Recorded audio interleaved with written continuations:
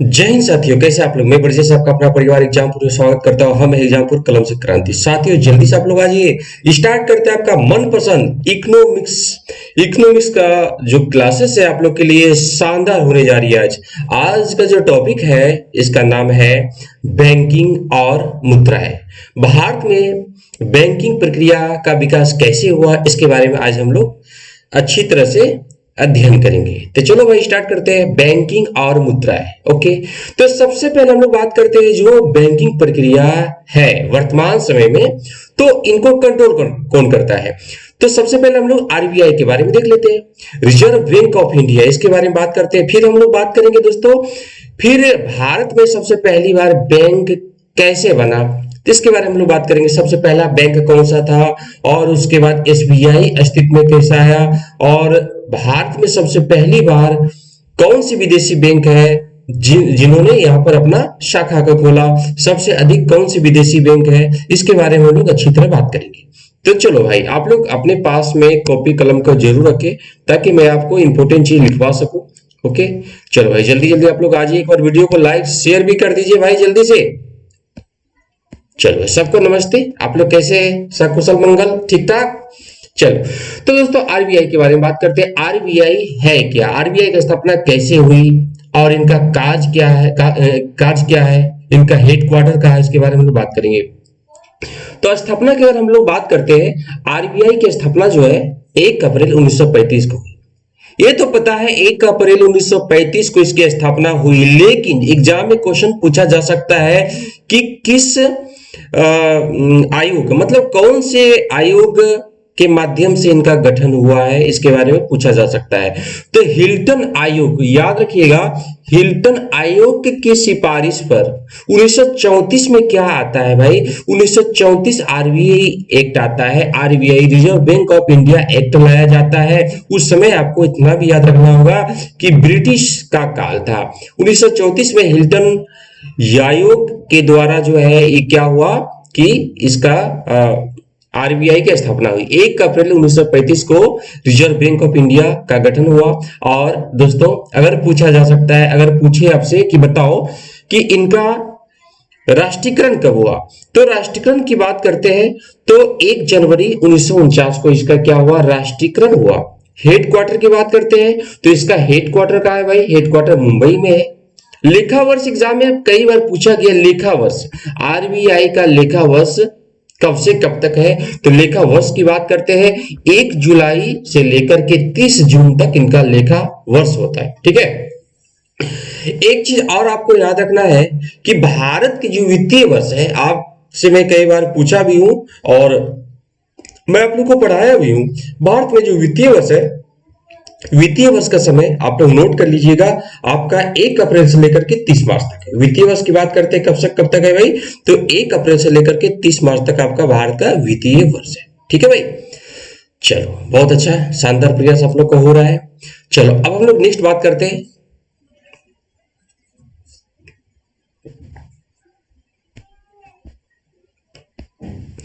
Okay, तो अब exam में क्वेश्चन एक पूछा जा सकता है कि भाई बताओ कि भारत का जो आरबीआई है, रिजर्व बैंक ऑफ इंडिया है, इनका पहला गवर्नर कौन थे। तो प्रथम गवर्नर की बात करते हैं। देखो जो गवर्नर मैं आपको बता रहा हूं ना, ये गवर्नर कौन सा है, यह जब पहली बार आरबीआई की स्थापना है उसकी बात कर रहे हैं। तो दोस्तों सर ऑसबोर्न स्मिथ, ये अंग्रेज थे। और भाई देखो अंग्रेजों के समय में हो रहा है तो अंग्रेजी बनेगा ना। सर ऑसबोर्न स्मिथ सबसे पहली बार आरबीआई के गवर्नर बने। ठीक है, अगर पूछा जाए कि स्वतंत्रता के पश्चात, स्वतंत्रता के बाद जो है भारत के गवर्नर कौन बने, तो उत्तर हो जाएगा डी देशमुख। ठीक है, डी देशमुख, अपना देश। ठीक है, तो डी देशमुख 1943 से लेकर के 49 तक जो है यह भारत के प्रथम गवर्नर बने। ठीक है भाई, वर्तमान समय में अगर पूछा जाए कि वर्तमान समय में भारत के गवर्नर कौन है, तो 25वां गवर्नर आपके शशिकांत दास जी है, 25वां गवर्नर। ठीक है, याद रखिएगा भाई, इसके पहले उर्जित पटेल जी भी रहे। चलो अब नेक्स्ट हम लोग बात कर लेते हैं दोस्तों।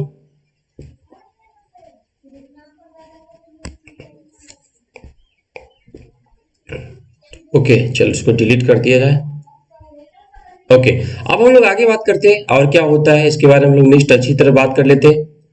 ओके, अब सामान्य बैंक, अब बैंक की बात कर लेते हैं कि आपका जो आरबीआई है, आरबीआई जो है इसका कार्य क्या है। तो सामान्य केंद्रीय बैंक के रूप में कार्य, इनका कई कार्य है, सबके बारे में हम लोग बात कर लेते हैं। सबसे पहले हम लोग सामान्य केंद्रीय बैंकिंग का जो इसका कार्य है ये क्या करता है। तो दोस्तों सामान्य केंद्रीय बैंक का कार्य के तहत एक करेंसी नोटों का निर्गमन करता है। आरबीआई के पास में वो पावर है कि करेंसी नोट को ये छाप सकता है, और कोई भी जैसे एसबीआई है भाई, आवश्यकता पड़े तो क्या करेंसी नोट को ये छाप सकता है, कदापि नहीं। तो ये पावर जो है ना आरबीआई के पास में है, रिजर्व बैंक ऑफ इंडिया के पास में है। यह क्या कर सकता है, नोटों का निर्गमन कर सकता है। रिजर्व बैंक को देश में करेंसी नोटों के निर्गमन का अधिकार प्राप्त है और किसी को नहीं है। ठीक है भाई, अब कैसे भाई नोटों को ये छापता है। तो सबसे पहले क्या करता है, 115 करोड़ रुपए के मूल्य एवं स्वर्ण एवं 85 करोड़ रुपए की विदेशी प्रतिभूतियों का न्यूनतम निधि रखना आवश्यक होता है। इसी के अनुसार जो है करेंसी नोट को छापता है। कितना भाई ये मूल्य रख सकता है अपने पास, 115 करोड़ रुपया जो है स्वर्ण और 85 करोड़ रुपया जो है विदेशी प्रतिभूतियों का न्यूनतम निधि इनको रखना पड़ता है। ठीक है भाई, चलो अब हम लोग बात करते हैं दूसरा इसका क्या कार्य है। दूसरा इसका कार्य है सरकारी बैंकर का कार्य। ठीक है, पहला क्या हुआ, नोटों को छापने का अधिकार, करेंसी नोटों का निर्गमन का अधिकार। दूसरा क्या है, सरकारी बैंकर का कार्य का है। ठीक है, आरबीआई के पास में क्या है, सरकारी बैंकर का कार्य। ठीक है, रिजर्व बैंक के केंद्रीय तथा राज्य सरकारों के बैंकर एजेंट तथा आर्थिक एवं वित्तीय मामले पर ये क्या करता है, अरे सलाहकार के रूप में कार्य करता है भाई। ठीक है, कि अगर मान लिया जाए कोई बैंक दिवालिया होने वाला है तो सलाहकार के रूप में ये कार्य करता है, कहता है भैया कोई बात नहीं, आपको कोई भी चीज की आवश्यकता है तो मैं आपको हेल्प कर सकता हूँ। तरह तरह की बातें हैं कि यह हमेशा तैयार रहते हैं कि भाई कोई बैंक दिवालिया घोषित ना हो। ठीक है, अब क्या है, तीसरा है बैंकों के बैंक। ठीक है, तीसरा क्या है कि बैंकों, ओके, तो बैंकों के बैंक का कार्य इसका है क्या है भाई, यह देश की साख तथा बैंकिंग को मुद्रा बाजार के विभिन्न अंगों पर क्या करता है कि अंगों पर अधिकार प्राप्त है। ठीक है भाई, तो याद रखिए क्या क्या है भाई, देश की साख तथा बैंकिंग को मुद्रा बाजार के विभिन्न अंगों पर अधिकार प्राप्त है। कि भाई क्या क्या करना है कि बैंकों का बैंक का कार्य मतलब कोई भी जो भी अभी जितने भी बैंक है तो सबको कंट्रोल करना, सबको जो है क्या करना कि एक मतलब जो घाटे में जा रहा है उनको भी कंट्रोल करना। और मान लिया जाए क्या है कि जैसे कि बैंक दर है, ठीक है, तो ये सब का भी कंट्रोल करने का अधिकार किसके पास में है, आरबीआई के पास में। ठीक है भाई, क्या कर सकता है, बैंक दर जारी कर सकता है, रेपो दर, रिवर्स रेपो दर, ये सब का अधिकार एक ही भाई बैंक है, उनका नाम क्या है, RBI, RBI reserve bank of India. ठीक है, इसको ये अधिकार दिया गया। ठीक है भाई, अब विदेशी विनिमय नियंत्रण करना, तो विदेशी विनिमय को भी यह नियंत्रण करता है। जैसे रिजर्व बैंक विदेशी विनिमय दर को क्या करता है, क्या स्थिर रखता है। ठीक है, तो पूरा कंट्रोल जो मान लिया जाए कि विदेशी मुद्राएं है, ठीक है, तो उनका क्रय विक्रय से रिलेटेड एक कार्य करता है। ठीक है, तो चलो भाई अब हम लोग टू द पॉइंट पे आ जाते हैं। तो आरबीआई का था, और बाकी जो भी चीज है इससे इंपॉर्टेंट चीज मैं आपको क्वेश्चन के रूप में करा दूंगा। तो अब बात करते हैं कि भाई जो भारत में बैंकिंग सिस्टम है, बैंकिंग सिस्टम जो है, बैंकिंग सिस्टम का जो है आपका इतिहास क्या रहा, बैंकिंग सिस्टम का जो इतिहास, इसके बारे में अब हम लोग बात करते हैं भाई। इनका इतिहास क्या था, चलो देखते हैं भाई, इनका इतिहास हम लोग देख लेते हैं। ओके, तो दोस्तों सबसे पहले हम लोग बात करते हैं कि इस भारत में सबसे पहली बार जो बैंक प्रणाली है कब लाया गया, कब लाया गया, कोई बता सकते हो, जल्दी बताइए। तो सबसे पहले भारत में जो बैंक की स्थापना हुई, भारत में जो बैंक की स्थापना हुई कब हुई थी देख लेते हैं। तो सबसे पहले जो है भारत में किसके द्वारा, भाई भारत जो है, भारत पर किसका, यूरोपीय का अधिकार ना, तो सबसे पहले कौन खोलेगा, भारत के, बांग्लादेश के लोग तो नहीं आएंगे ना, रसिया वाले तो नहीं आएंगे ना। तो सबसे पहली बार जो भारत में बैंकिंग सिस्टम की शुरुआत करने का श्रेय जो दिया जाता है यूरोपियन को दिया जाता है। यूरोपियन के द्वारा पहली बार 1786 में 1786 में एक बैंक खोला गया जिसका नाम रखा गया general bank of India. General bank of India प्रथम भारत में यूरोपियन कंपनी के द्वारा स्थापित यह बैंक था, जो कि 1786 में खोला गया। समझ में आ रही बात सबको? क्लियर? अब बात करते हैं दूसरा, ये भी यूरोपियन के द्वारा, यूरोपीय कंपनी के द्वारा दूसरा बैंक जो है 1790 में खोला गया। इसका नाम रखा गया bank of Hindustan. Second European company के द्वारा जो स्थापित बैंक है उसका नाम क्या है? Bank of Hindustan. Second European company के द्वारा स्थापित बैंक। अब हम लोग बात कर लेते हैं भाई, सबको समझ में आ रहा है ठीक ठाक? चलो अब बात करते हैं कि प्रेसिडेंस बैंक। एग्जाम में क्वेश्चन पूछा गया कि सबसे पहली बार जो बैंक लाया गया, ठीक है, तो आप बताओ कि सबसे पहली बार जो 3 महत्वपूर्ण बैंक की स्थापना हुई उनका नाम बताएं। ठीक है, तो चलो अब हम लोग बात कर लेते हैं और सारी चीज बैंक के बारे में। जब पढ़ रहे तो हम लोग अच्छी तरह से पढ़ लेते हैं। ओके, तो दोस्तों क्या है कि सबसे पहली बार जो है, एक चीज आपको याद रखना होगा कि एक और बैंक आता है प्रेसिडेंस बैंक। ठीक है, प्रेसिडेंसी बैंक जो है आपका क्या है, एक क्वेश्चन और पूछा गया है कि सबसे पहली बार कौन सा बैंक, तो अवध बैंक। ठीक है, Awadh commercial bank, Awadh commercial bank को भी माना जाता है।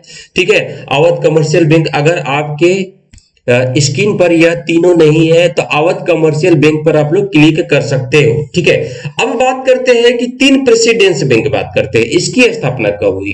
ओके, 3 प्रेसिडेंस जो बैंक है इसकी स्थापना कब हुई, तो तीनों का काल एक तो नहीं, अलग अलग है भाई, अलग अलग है तीनों का काम।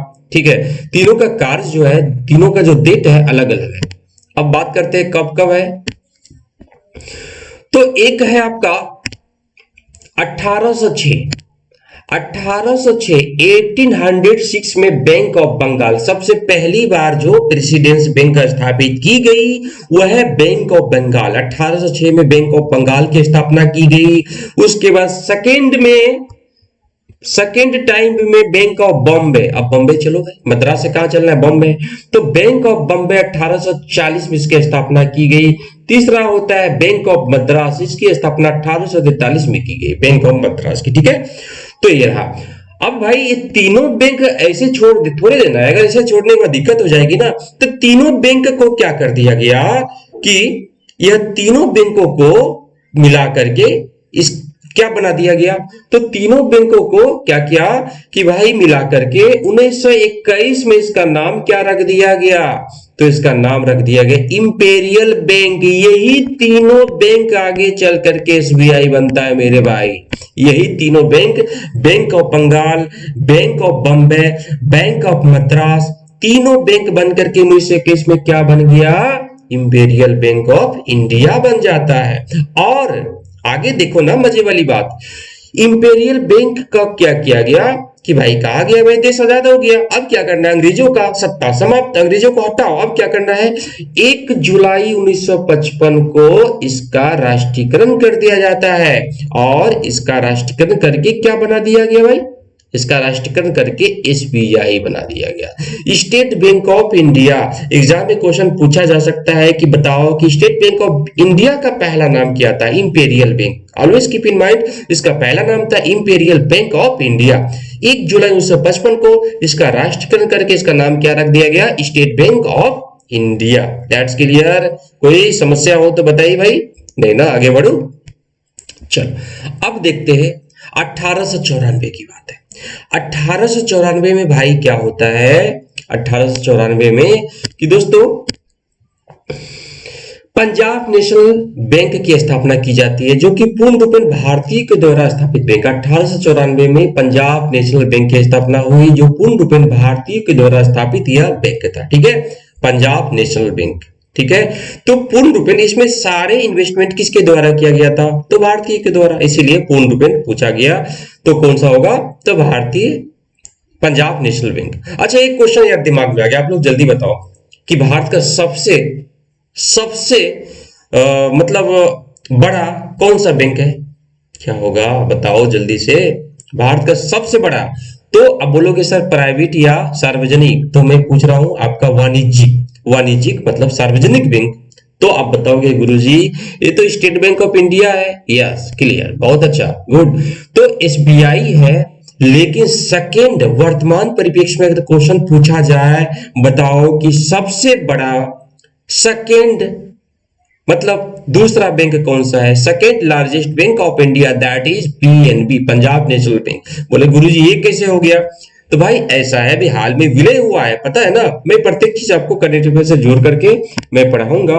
तो 19 जुलाई, अब देख लेते धीरे धीरे टू द पॉइंट, मैं वहां भी आऊंगा, आपको पूरा बैंक करंट अफेयर्स अभी जो घटना हुई है वो सब भी मैं आपको बताऊंगा।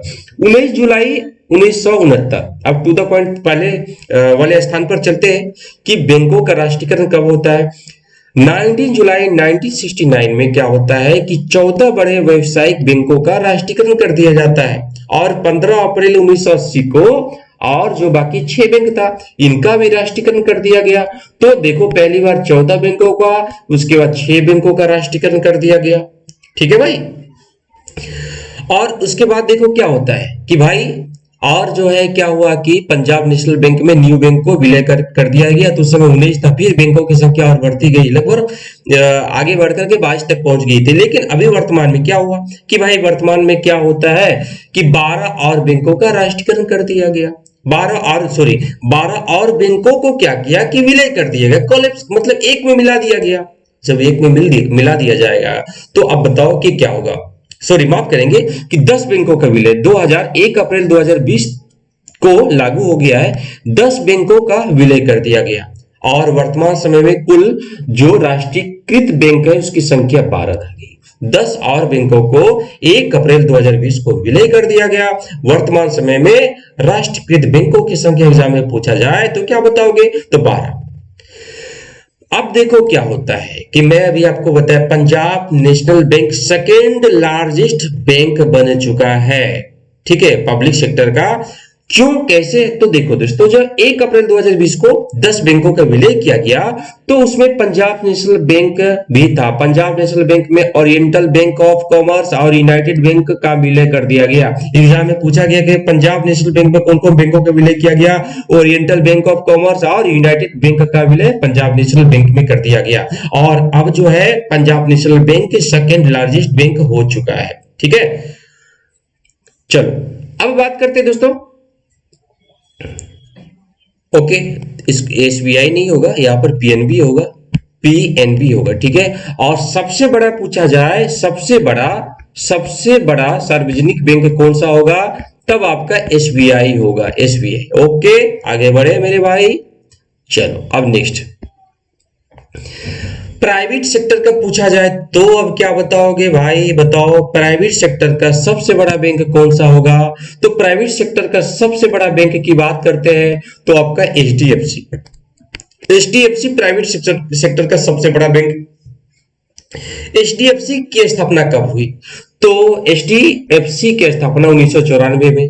ठीक है, और कोरोना के समय में एचडीएफसी ने एक गाना बनाया था, हार नहीं मानेंगे। ठीक है, एग्जाम में पूछा जा सकता है कि कौन सा इन्होंने सॉन्ग तैयार किया था, तो हार नहीं मानेंगे। ठीक है, तो दुनिया का एचडीएफसी की बात करो भाई, दुनिया का सब 26वां रैंक का बैंक हो चुका है एचडीएफसी, और भारत का सबसे बड़ा। और सबसे पहले 2015 तक आईसीआईसीआई बैंक जो था, आईसीआईसीआई बैंक सबसे बड़ा बैंक था, लेकिन 2016 तक क्या हुआ, आते आते एचडीएफसी आईसीआईसीआई को पछाड़ करके सबसे आगे हो गया। ठीक है, तो याद रखिएगा। और सेकंड पर आपका क्या हो गया? सेकंड पर आपका आईसीआई बैंक है। स्थापना एचडीएफसी की बता चुका 1994, और आईसीआईसीआई की बात करते हैं, इसकी स्थापना 1994 में हुई थी। हेडक्वार्टर जो है दोनों का मुंबई में है। Axis bank third largest private sector की यह बैंक है दोस्तों, और निजी क्षेत्र का सबसे तीसरा बैंक है। ठीक है, और याद रखना है एक्सिस का भी कहा है मुख्यालय मुंबई है। अब एग्जाम में क्वेश्चन पूछा जा सकता है, भारत में सबसे पहला विदेशी बैंक कौन सा स्थापित हुई थी? तो एचएसबीसी। एचएसबीसी भारत में पहला विदेशी बैंक, ठीक है, स्थापित हुई थी। ओके, चलो अब बात करते हैं दोस्तों, एक क्वेश्चन का जवाब देना है, सबको देना है भाई, आंख बंद मत कर लेना। आप लोग एक बार वीडियो को शेयर भी कर दीजिए जल्दी से, सबको एक बार फिर से नमस्ते। अगला क्वेश्चन है, भारत में सबसे ज्यादा किस बैंक की शाखा है? जल्दी बताइए, भारत में सबसे ज्यादा किस बैंक की शाखा है? HSBC, standard charter bank, federal bank, इनमें से कोई नहीं। जल्दी बताइए क्या उत्तर होगा भाई, जल्दी से बताइए आप लोग। तो इसका सही उत्तर क्या होगा आपको बताना है। उत्तर हो जाएगा standard charter bank. Standard charter bank की स्थापना कहाँ हुई थी? तो इसकी स्थापना दोस्तों ब्रिटेन में, ब्रिटेन की बैंक है, ठीक है, ये ब्रिटेन की बैंक है, ठीक है भाई। ओके, सबसे ज्यादा चार्ट जो है इसका है। ओके, तो दोस्तों याद रखना लगभग 50 से ज्यादा इनकी शाखा है। स्टैंडर्ड चार्टर बैंक की सबसे ज्यादा शाखा जो है, ठीक है। चलो अब हम लोग बात करते हैं विदेशों में भारतीय स्टेट बैंक की शाखा सबसे अधिक है। ये भी चीज आपको याद रखना है कि विदेशों में अगर बात करें तो विदेशों में सबसे ज्यादा जो है स्टेट बैंक SBI की शाखा सबसे ज्यादा है और किसी की नहीं है। वर्तमान समय की अगर बात करते हैं तो फिलहाल जो है विदेशों में इसका जो है 70 से अधिक शाखाएं हैं, 70 से अधिक जो इनकी ब्रांचेज है, ठीक है भाई। चलो अब हम लोग आगे बात करते हैं। एक क्वेश्चन और बनता है कि देश का पहला तैरता हुआ ATM की स्थापना किसने किया? तो देश का पहला तैरता हुआ ATM स्थापना करने का श्रेय किसको दिया जाता है? तो SBI को, स्टेट बैंक ऑफ इंडिया को। 2004 में इन्होंने कोची कहा है भाई? तो कोची आपका दोस्तों, कोची कहाँ है? कोची आपका केरल में, कोची में इन्होंने तैरता हुआ ATM की स्थापना की थी, ठीक है भाई। ATM आया ना जब से, तब से मजा आ गया भाई, क्योंकि याद रखना कि ओके। तो दोस्तों चलो अब हम लोग बात करते हैं। ओके हाँ, एक चीज सॉरी, थोड़ा सा मैं आपको बताना चाहता हूँ। स्टैंडर्ड चार्टर बैंक की बात करते हैं तो वर्तमान समय में उनके 100 से अधिक इनका क्या है कि 100 से ज्यादा उनका जो ब्रांचेस है और 28 देशों में 70 शाखाएं किसका है? लगभग 70 शाखाएं SBI की है, ठीक है। चलो क्या बात है, बहुत अच्छा, आपने शानदार प्रयास किया।